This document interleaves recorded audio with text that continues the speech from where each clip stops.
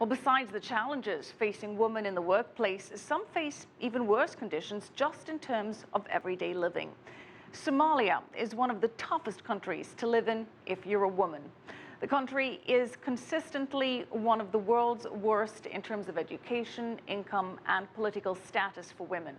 But all of that is not stopping one Somali woman from defying the trend. CCTV's Abdulaziz Billow has her story.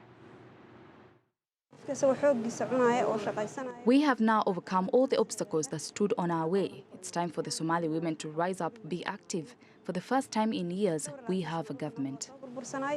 Fartoon Ahmed is an entrepreneur and is the owner of this fashion store in Mogadishu.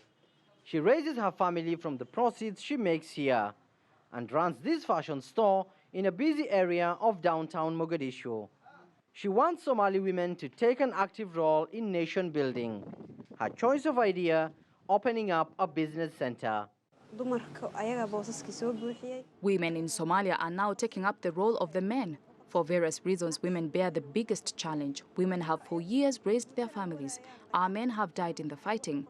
My message to other women is to create business ideas and play a part in the rebuilding of Somalia.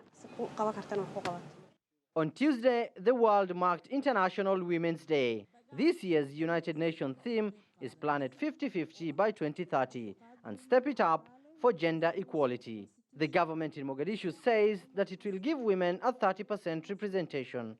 The average Somali woman has for years been referred to as resilient, despite the humanitarian, political, and economic challenges.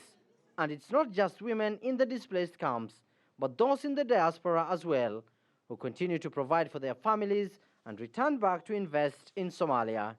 But what is evident is that women will at all times remain in the forefront of Somalia's future. And with elections planned for later in September, women like Fartoon hope that Somali women will get fair representation in both parliament and government offices and have a strong say in the decision-making process.